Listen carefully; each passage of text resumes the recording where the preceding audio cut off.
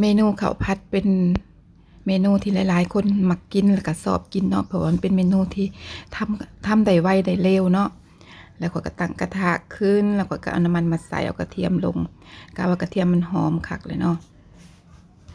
ข่อยก็ตอกไข่ลงไปใส่มื้อนี้ข่อยสิเฮ็ดหยังข่อยสิเฮ็ดผัดปูข้าวผัดปูเมื่อน้ำมันมันเดือดกระเทียมมันหอมแล้วข่อยก็เอาตอกไข่ลงไป1 หน่วยหรือว่า1 ฟองเนาะข่อยก็ตามด้วยปูอัดที่ข่อย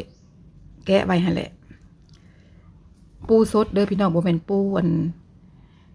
ไหนอันนี้มันเป็นปูสดเนาะข่อยแกะออกแล้วข่อยก็มาเฮ็ดแล้วก็ตามด้วยข้าว1 ถ้วยแล้วก็คนให้มันเข้ากันบัดนี้กะยี่ข้าวให้มันแตกเนาะบ่ให้มันเป็นก้อนแล้วก็ปรุงตามด้วยการปรุงรสเด้อก็ปรุงด้วยน้ำมันหอย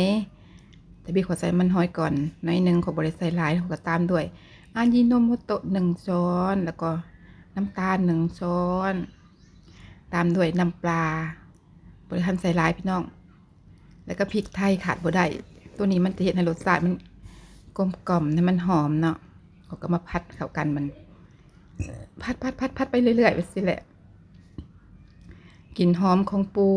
ขึ้นมาใส่ดังโชยขึ้นมาและกลิ่นหอมของไข่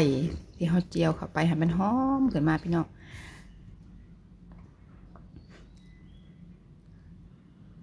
ซีเบิงรสชาติเผ็ดนิดๆจากพริกไทยรสชาติมันโอเค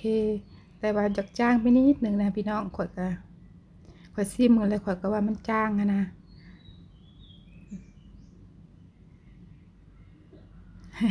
ยกโปแซ่บๆเพิ่นว่าแซ่บๆ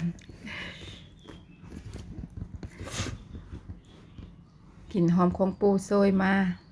หอมเลยพี่น้องเห็ดข้าวผัดปูนี่มันอร่อยขอยก็บ่ได้ใส่ปูหลายแต่